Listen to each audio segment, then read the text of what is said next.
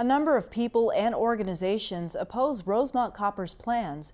This week, another lawsuit was filed in federal court to try and stop the mine from operating, bringing the total number of suits to 4. Save the Scenic Santa Ritas was one of the first groups to contest the mine. Among their concerns, water, air pollution, and wildlife. Gayle Hartmann from Save the Scenic Santa Ritas begins the interview with some background on the litigation surrounding the project and explained the Army Corps of Engineers is targeted in their latest lawsuit.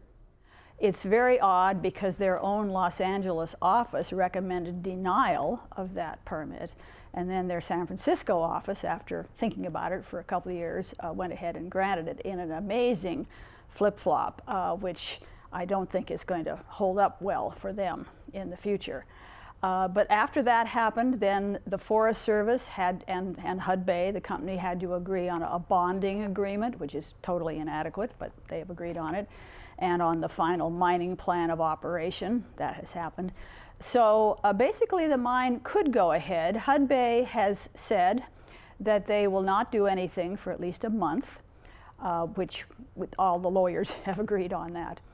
I mean, this mine really would be a regional disaster, and it would go on forever. The disaster isn't just going to go away in a few years. And the Santa Ritas and we all deserve better than this. It would take some of our drinking water, it would both deplete water and pollute water, and there's just no question about that. And we just can't afford that sort of loss to our water resources. One of the things that Hudbay has said is that this will be a cleaner mine, and with things like dry stack tailings that will reduce water consumption, the Tier 4 diesel, which will reduce emissions. Any of that make this palatable for you? I think that's really just, I think as we said in our op-ed, sort of moving the deck chairs around on the Titanic. It means very, very little in the long term. You know, you have a huge pit, mile wide, half mile deep, 5,000 acres of public land, Coronado National Forest, buried under 700 or 800 feet of tailings and waste piles. All kinds of infrastructure, buildings, stacks, roads, power lines, trucks going 24 hours a day, probably about one every 15 minutes up and down Highway 83, a too narrow two-lane road that is not equipped for that sort of thing. Explosions, I'm sure all the people who live nearby are going to be looking forward to that. Probably the local wells of people who live nearby will be depleted. This is not going to be a fun thing or something we can look forward to.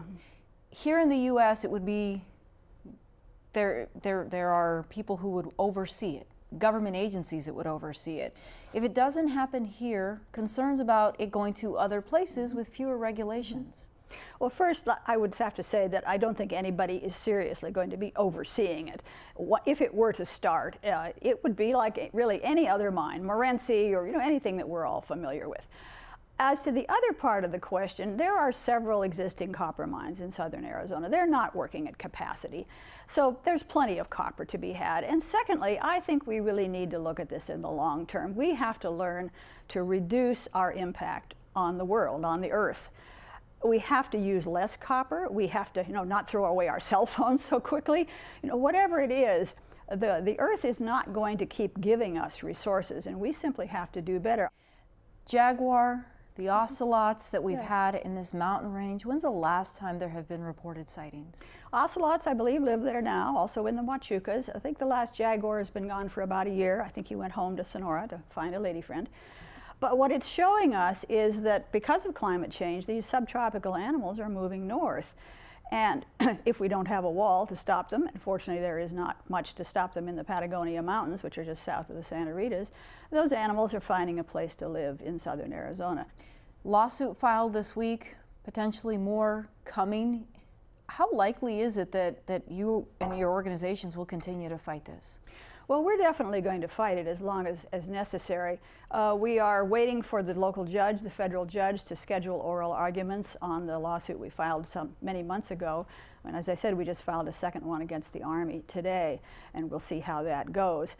This is such an egregious mistake that it seems to us that the courts, if they have any common sense, that they will look at this very closely and at least send it back to the drawing boards and quite likely simply tell the Army that this was a mistake.